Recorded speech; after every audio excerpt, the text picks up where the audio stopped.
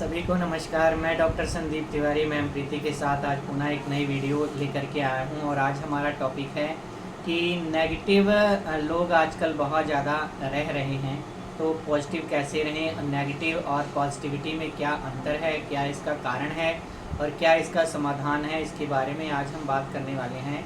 तो मैम प्रीति से आज जानते हैं कि नेगेटिविटी और पॉजिटिविटी में क्या अंतर है, कैसे हम लोग पॉजिटिव रह सकते हैं, इसका कारण क्या है और इसका समाधान क्या है। आपका बहुत ही अच्छा सवाल है क्योंकि हर दूसरा पर्सन आज नेगेटिव हुआ घूम रहा है और हर इंसान का यही सवाल है कि पॉजिटिव कैसे रहा जाए, इस भाग दौड़ की ज़िंदगी में पॉजिटिव कैसे रहा जाए। तो सबसे पहले हम जानते हैं कि नेगेटिविटी होती क्या है। नेगेटिविटी एक ऐसा विचार है जो चिंता, भय हमारे मन में पैदा करती है, निराशा पैदा करती है, जैसे कि भविष्य की आशंकाओं को लेकर और पास्ट की जो बीती हुई घटनाएं हैं उनके आधार पर जो होने वाली क्रियाएं हैं या जो काम हम करने जा रहे हैं उसको डर के रूप में देखना।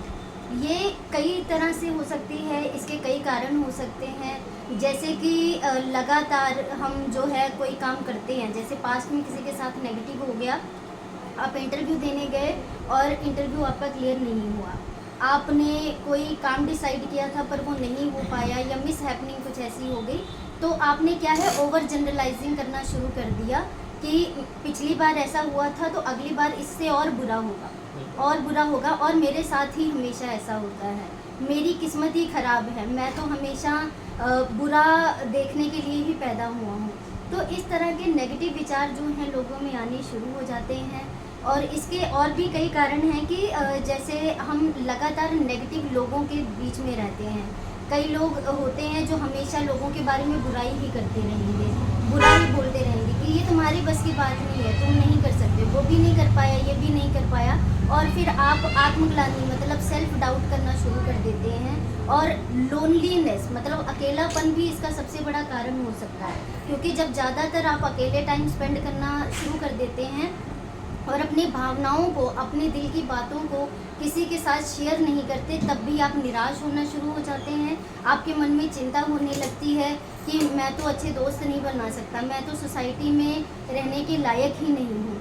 तो ये सारी चीज़ें नेगेटिव होती हैं। मैं तो बीमार रहता हूँ, जैसे पिछले सेशन में डॉक्टर साहब ने बताया था कि अगर मुझे बहुत तेज़ बुखार हो गया है, 3 दिन से मुझे बुखार रह रहा है, तो अब मेरे बचने के चांसेस नहीं हैं, जबकि ऐसी पॉसिबिलिटी होती ही नहीं है। मगर हम इतना ज़्यादा सोच ले जाते हैं कि हमारी जो मानसिक स्थिति है, हमारी बॉडी में ऐसे सिम्टम्स पैदा करने शुरू कर देते हैं कि हम परेशान होने लगते हैं।